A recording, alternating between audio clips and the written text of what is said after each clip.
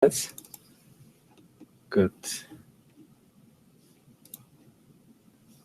So here we are celebrating the pearls of computation, where we celebrate the giants of the field. And we found it's particularly relevant to start with this guy, which we actually, like Lucas said, met this summer, who we will actually meet again next summer, as I'll mention.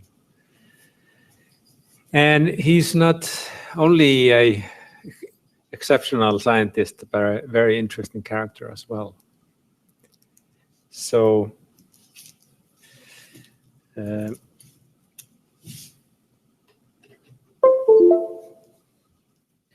he got his bachelor degree in his home country in the National Technical University of Athens in 1972. Of course, the building is in a Greek style, as you would expect. And then he went across the sea, I think partially to escape the military government that had taken place there, and joined Princeton University, where he got a master and bachelor and PhD degree. And they, of course, are the keeper of the heritage of Gothic architecture. And then, well, I'm actually copying several of the slides from his own presentation, which I happen to have on my computer accidentally. And he talked about his, well, experience and views of computer science. And he was mentioning at the time, you could say that in the 70s, theoretical computer science owned computer science. They felt that it was their responsibility and mission to outfit all areas of computer science with the rigor and the power of mathematics. Not only that, they knew all of computer science because it was actually a reasonable amount at the time. And they exercised complete intellectual hegemony over the rest of computer science. They were the rulers of the field.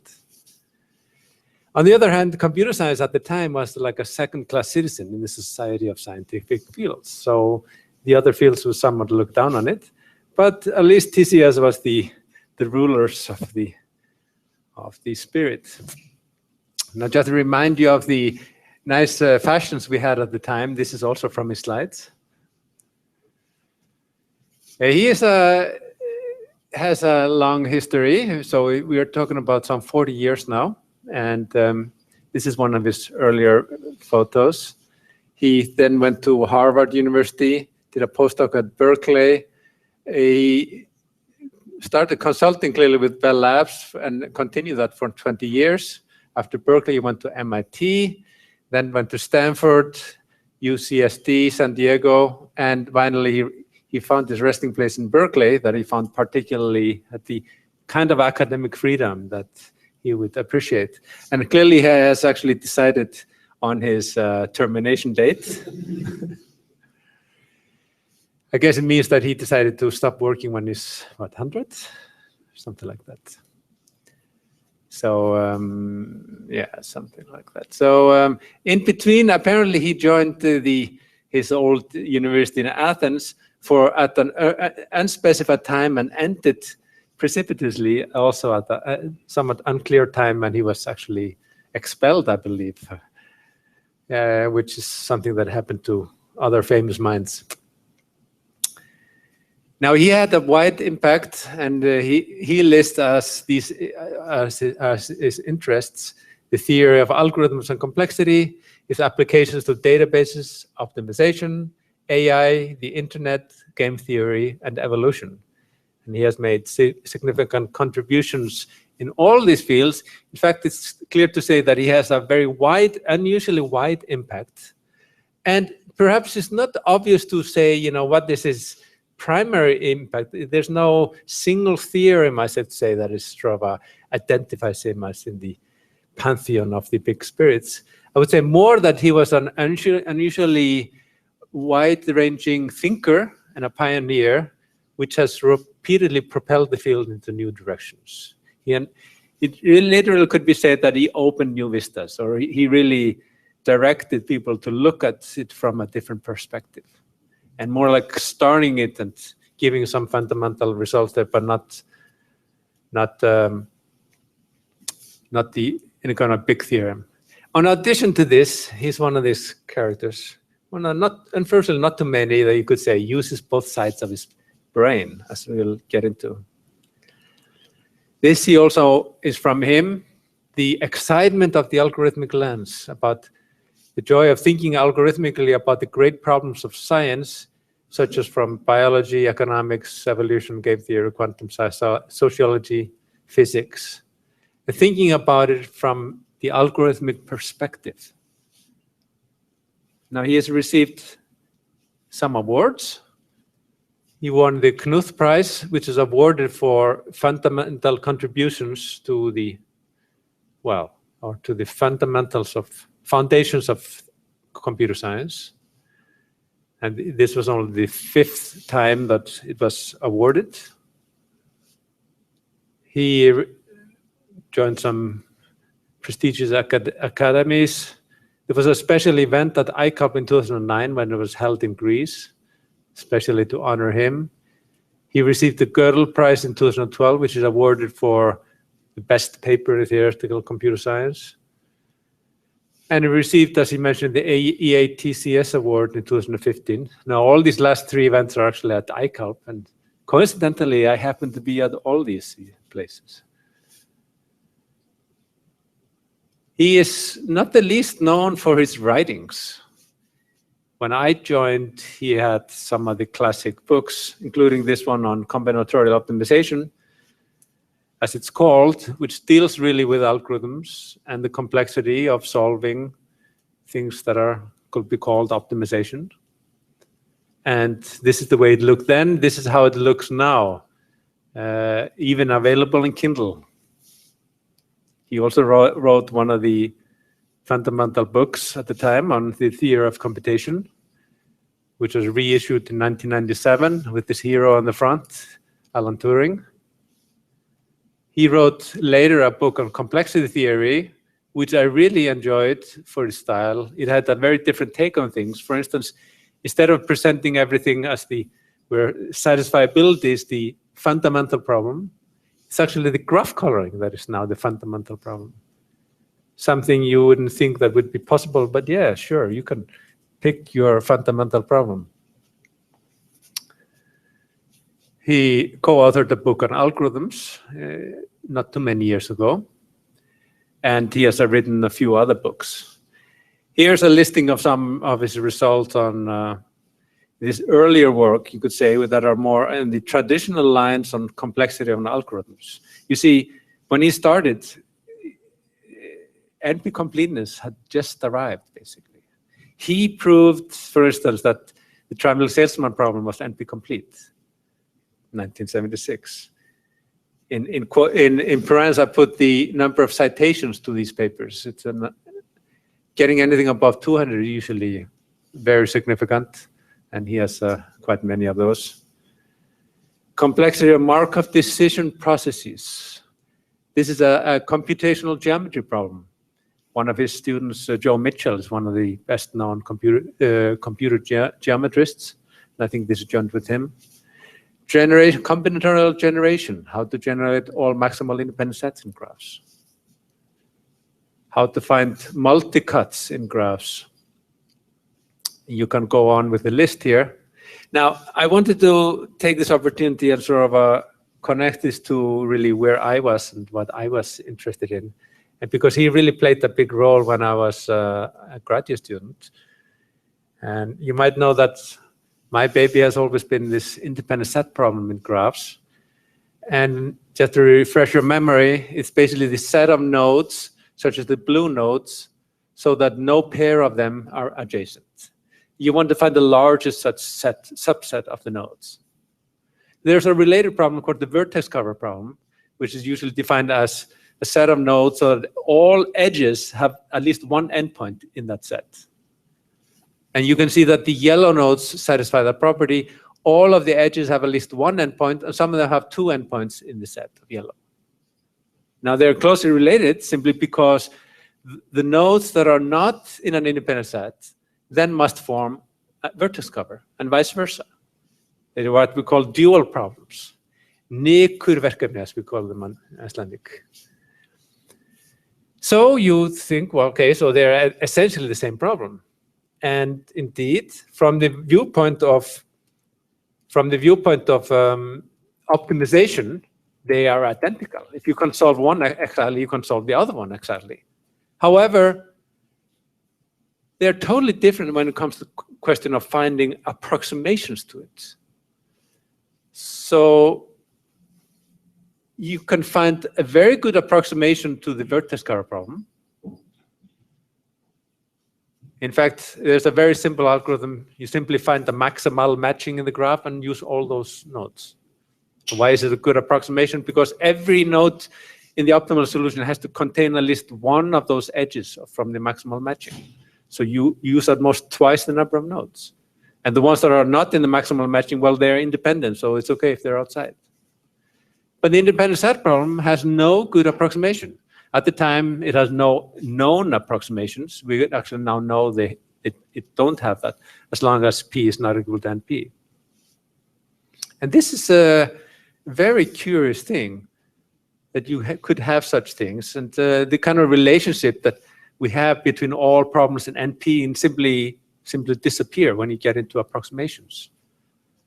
And so if you look at the state of affairs when I was about to start basically learning advanced algorithms, was that you had all sort of approximations for NP-hard problems.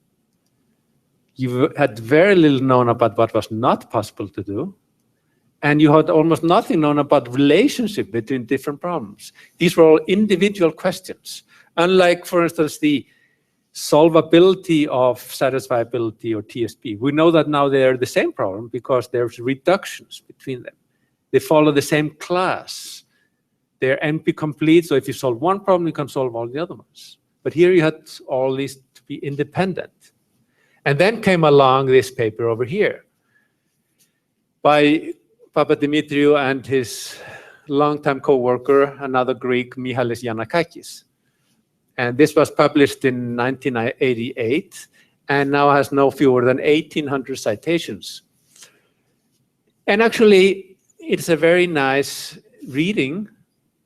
That's kind of is his style, that you can actually look at the papers and it reads exactly the way you would want it to be written. Let's read it. We define a natural variant of NP called max NP, and also a subclass called max SNP. These are classes of optimization problems, and in fact contain several natural, well-studied ones. We show that problems in these classes can be approximated with some bounded error, good approximations.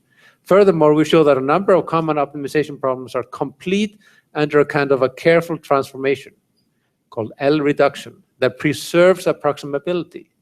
It follows that such a complete problem has a polynomial term approximation scheme. You can approximate it arbitrarily well, if and only if the whole class of problems can be approximated arbitrarily well.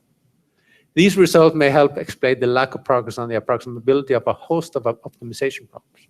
So now you suddenly have a theory that combines it together.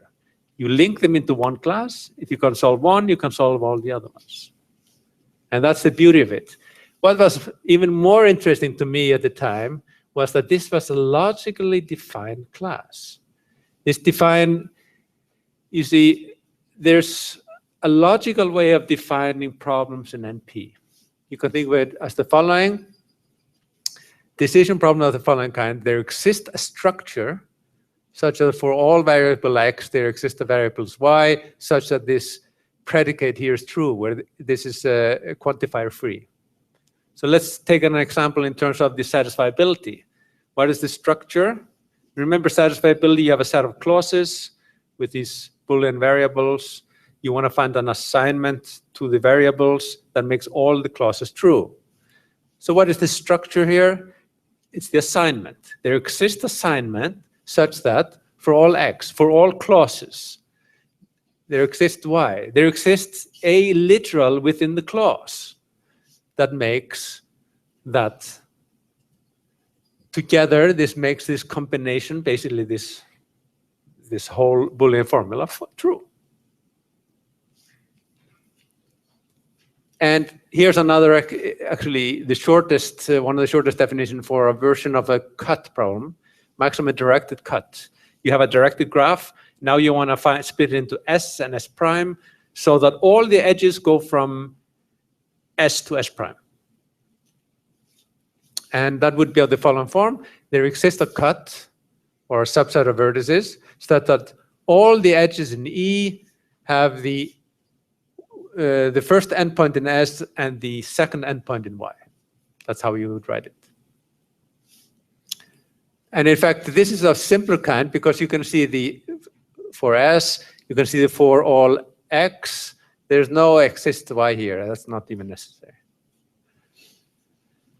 And they define this class, max S&P, which is a class of maximization problems of the following form.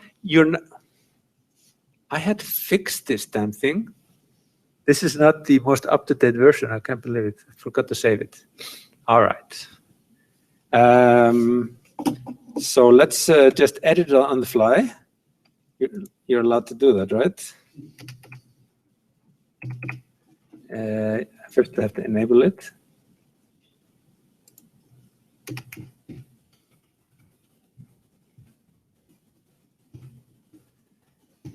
Happens to me a lot when I'm teaching. I edit it and then I'm in trouble. All right. You're here counting, for instance, for the max satisfiability. You want to find an assignment that doesn't necessarily satisfy all the clauses, but as many clauses as possible. So you want to find the structure, the assignment, such that the number of clauses that get satisfied is as large as possible. All right. And they showed that then there was a subclass here called max S&P that are problems that have no such an existential Y parameter, such as the one over here.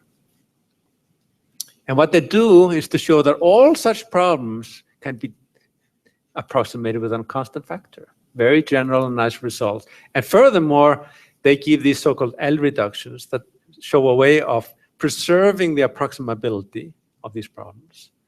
And thereby they managed to show that it's actually related, whether you can approximate maximum satisfiability well, or whether you can approximate vertex cover well, or whether you can approximate the cut type problems well. The independent set problem, however, is in a different class and doesn't fall into that. That's why we cannot approximate it very well. And so in one fell swoop, we have much, much fewer questions to answer. So this was a really tremendous result at the time. And as you can see by the number of citations, it's one of the biggest one of this issue. And here you can say, well, so they didn't get any award for this paper. However, just a couple of years later, there was the groundbreaking results that won not only Gödel Prize, but actually appeared in the New York Times and others, where they used so-called interactive proofs to actually show that none of these problems in max S&P or NP can actually be approximated arbitrarily well. That there's a limit to how well they can approximate it, as long as P is not equal to NP. And that used some very complicated mathematics, and of course, it's clearly worthy of big awards. Whereas this is more like opening the field, creating the connections and starting something new. Now, just to give you a taste of some other ones, he had many results with Yannakakis.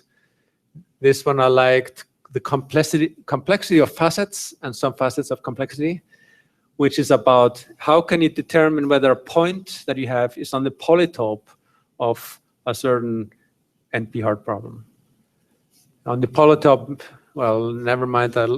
But anyway, in relation to that, you defined a certain complexity class that also coincides with the question of, does there exist a unique solution to, let's say, satisfiability? And there's another complexity class he defined, PLS. This is a groundbreaking problem that's managed to show that all kinds of local search problems are related. If you can solve one of them, you can solve the other one.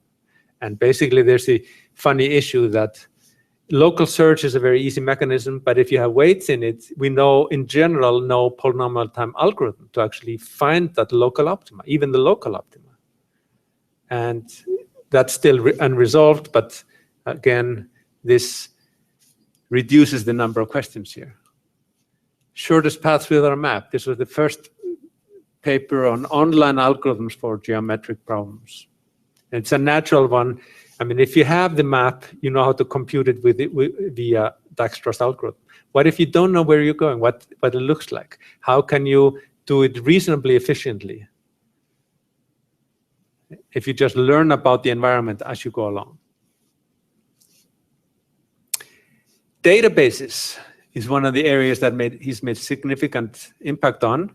He had a paper in JACM, 800 citations again on the serializability of concurrent database updates. Basically, if you see a log of certain database queries, can it actually be serialized? Can it actually be the result of queries that were made in a serialized fashion as they appeared one by one?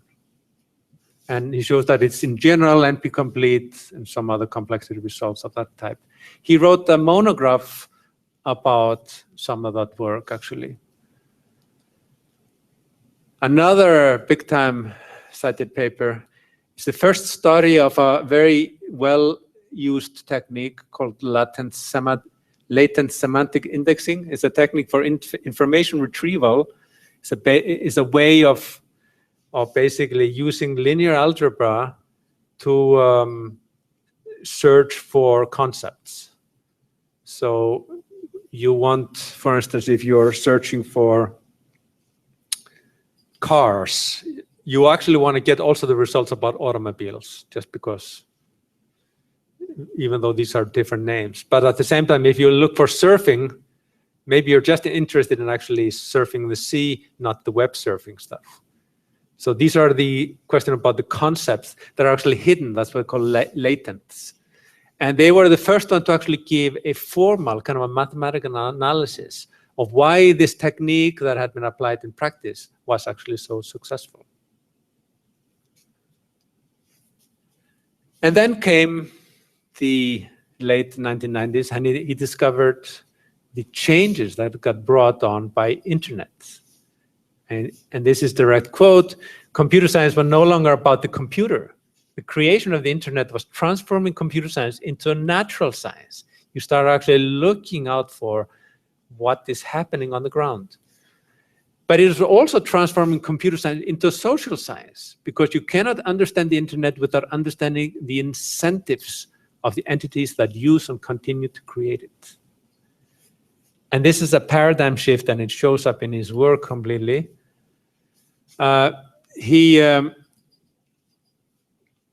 He then basically, and this might have been biggest legacy, championed the use of game theory and everything that goes with it and economics into computer science.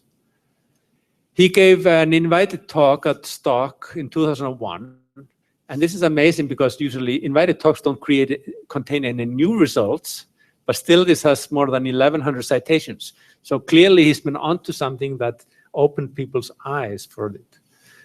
And he talks about the socioeconomic complexity of the internet, and by internet we mean the web as well, about the issue of computing Nash equilibria, because now, okay, Nash, you see, John Nash showed that in any kind of game, when you have players trying to maximize their utility, there is an equilibrium. So problem solved, except what about the computational aspect? Can you actually get there? Or is it too hard to actually find that equilibrium? And he, again, defined a new class, PPAD, which defines the complexity of Nash equilibrium. And I think that question isn't completely resolved yet, but he's made probably the biggest strides in resolving that, along with some of his students. Mechanism design, then it's again, how can you define the game that gives people the incentives to do the right thing, to do things that maximizes the gain for everybody? And he touches on the economics involving, say, privacy. Privacy is something that we usually think is either lost but it's actually something that you're essentially giving away. Shouldn't you be making this into getting something in return if you give up your privacy issues? And further things along these lines. One of the main things that came up And what they received the Gödel Prize on was for this paper called Worst Case Equilibria. It's published in this conference that is, well, let's say just not very strong. So you'd wonder, why on earth did they publish that? Well, it's obvious. They were rejected for Fox for some wrong reason and thought, okay, let's just forget about it. Let's just send it to the next conference. This is the next one in the timeline. And what does it mean? Well, you see, well, here's maybe the best description of it by him. Again, this is from the stock paper. There is no central authority that designs, engineers, and runs the internet. But what if there were such a master puppeteer, a benevolent dictator who micromanaged its operation, allocating bandwidth so as to maximize the total satisfaction of all the users? How much better would the internet run? And this is what it defines as the price of anarchy. How much are we actually paying in the efficiency just because we are having the users do the things on our own instead of having a centralized authority? So that's the question about what's the ratio between the worst case equilibrium and the optimal solution that could be computed centrally. But maybe, of course, we know it couldn't be computed centrally, but at least you can consider this price factor. And this has spawned lots of work. Actually, I remember that in his ICALP reception talk, he said something like, okay, so what's the point of introducing things like that? And he eventually concluded saying, well, it's a way of letting young guys show how smart they are.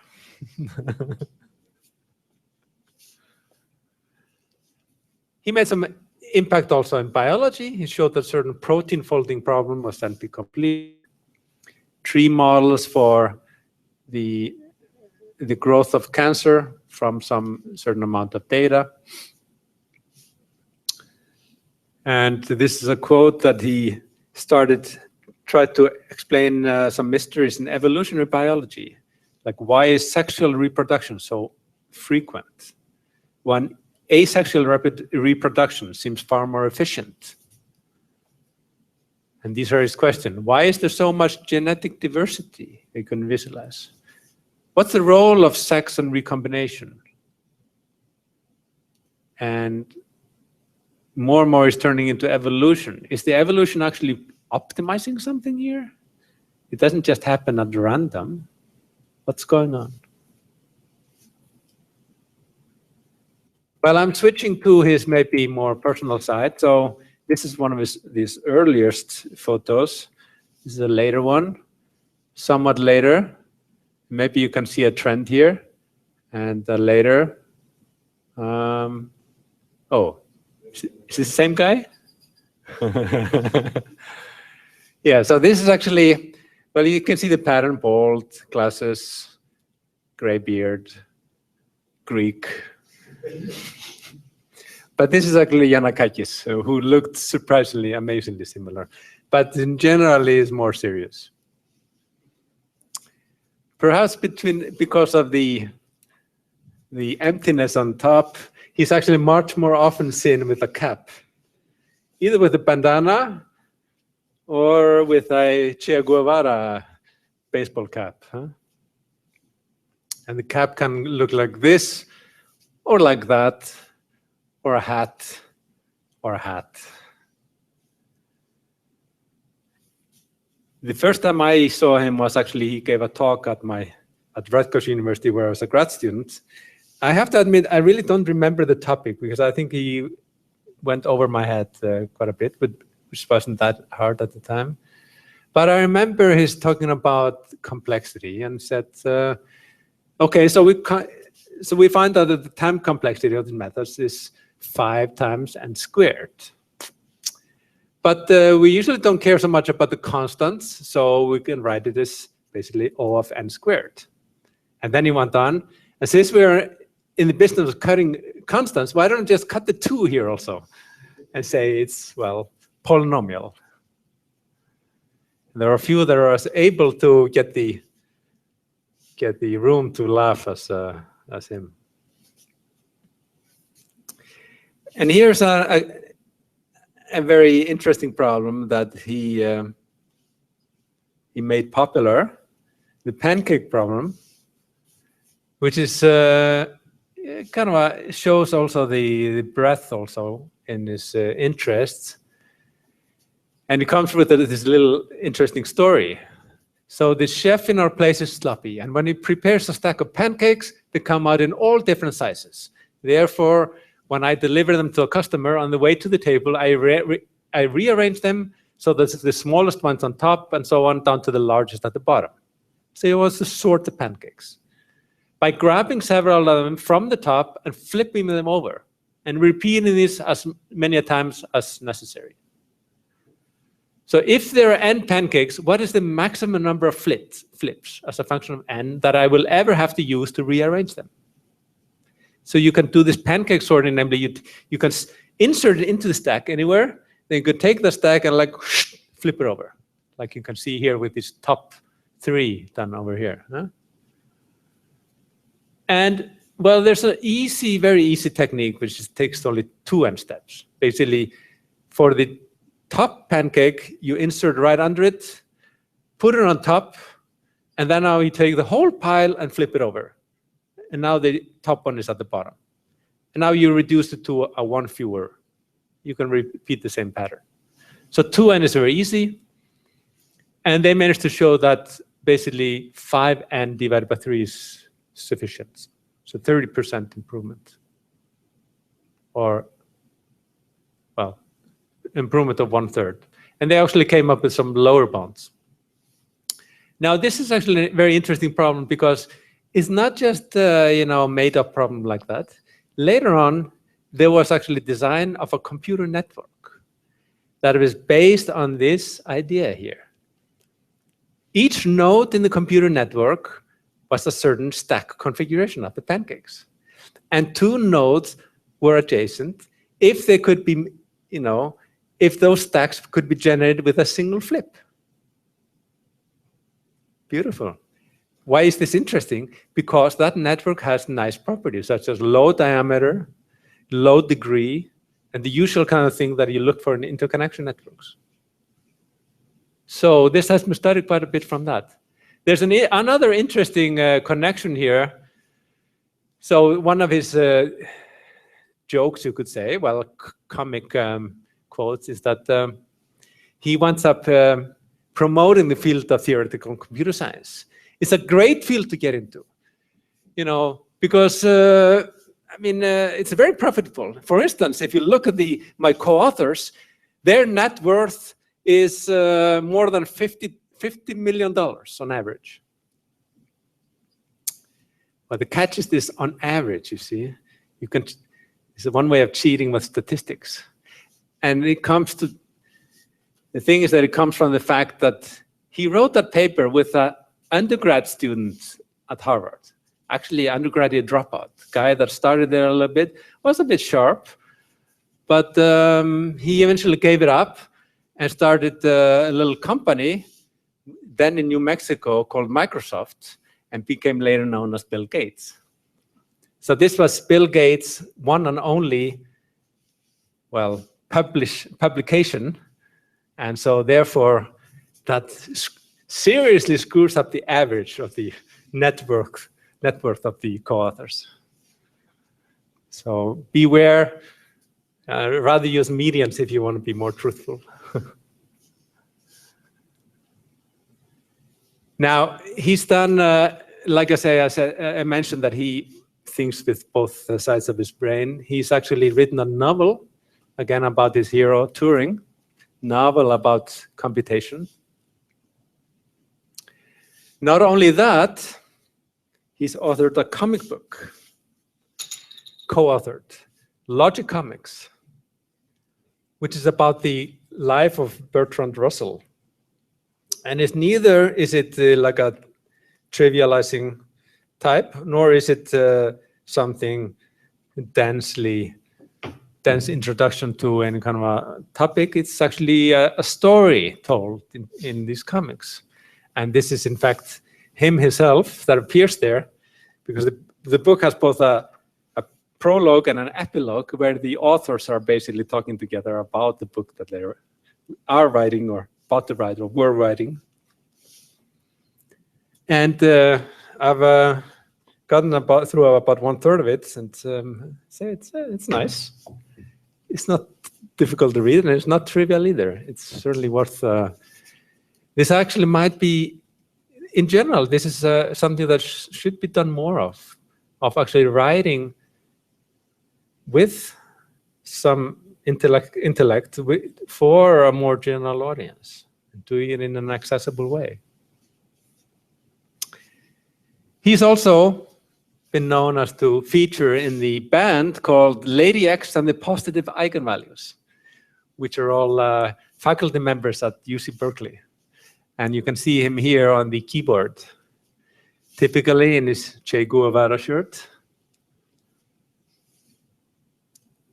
And as I mentioned, he's coming here this summer. He will be the plenary invited speaker at the Scandinavian Conference on Algorithm Theory, SWAT, that'll be held here 22nd to 24th of June next summer. So you'll all have a chance to meet him. Here are some more things that are stolen from his slide, again from his acceptance speech. He describes his community as featuring clever, interesting, strange, competitive, open, generous, and fun people, and which have values that are about elegance, relevance, originality, position in the field's tradition and program. Unfortunately, sometimes it necessarily means some slogging through heavy machinery to solve complicated things, but also playfulness and humor. He listed his co-authors, which actually fit here on the slide, and then gave a statistical summary of it. They feature 29 of his students, 1 of his advisors,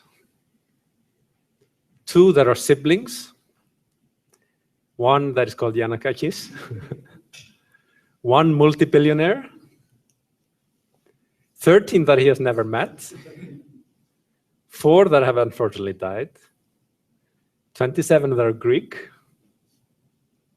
6 that have been married to each other, and 2 that have been married to him. So that ends it. Thank you very much.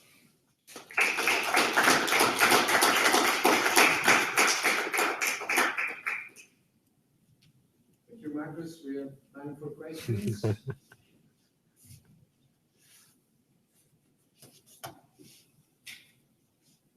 Okay, so I have a question. Oh, yeah, there is a question.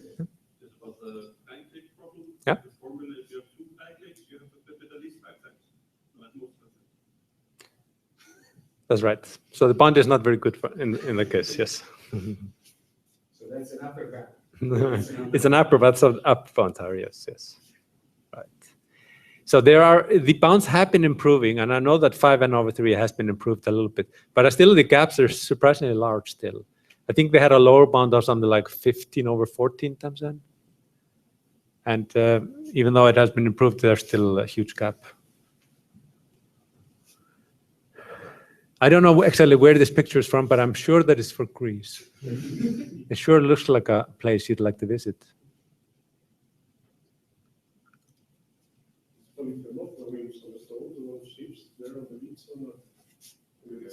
It doesn't look very good. Lewis is flying. Yeah.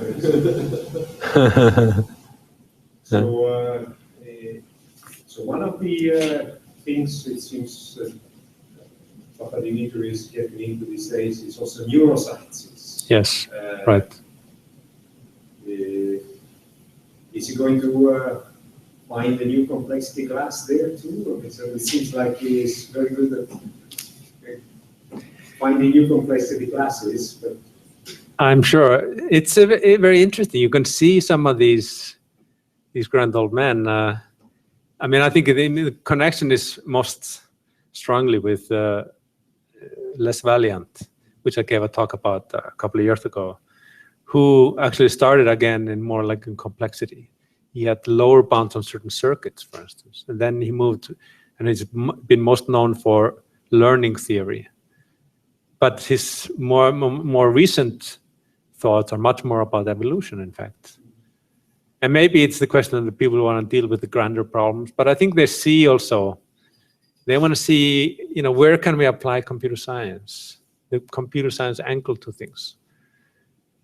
And I think this is it's a very challenging, but of course could be very rewarding if you can argue that aspect in this setting.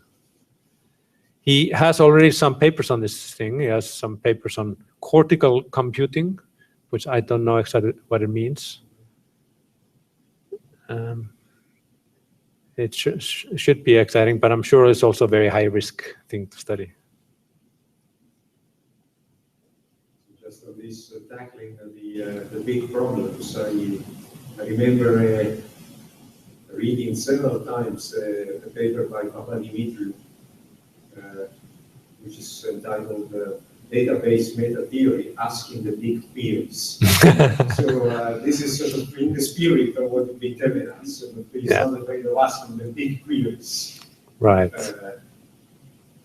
And at a certain point in this paper he says, well, I never use footnotes in my papers, but since this is supposed to be about the philosophy of science, I felt obliged to have about 30 or 40, like typical papers in the philosophy of science.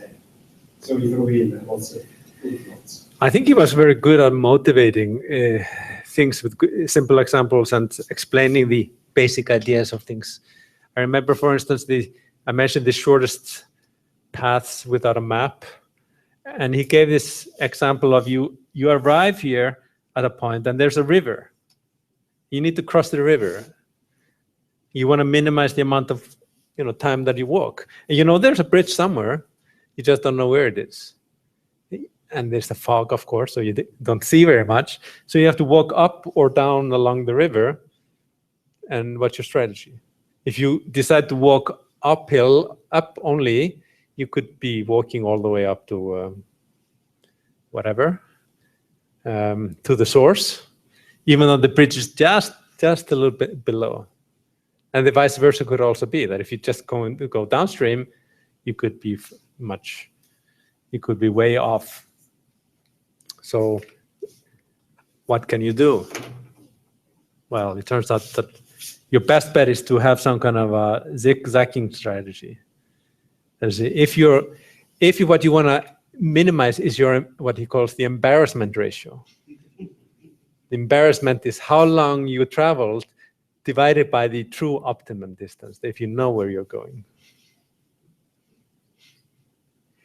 I also remember actually the second time I met him was at a conference, and he was one of the few people that was very, humble and gracious. And when he joined this small circle, he just said, "Oh, hi, I'm Christos," which most famous people don't bother to introduce themselves to lowly graduate students.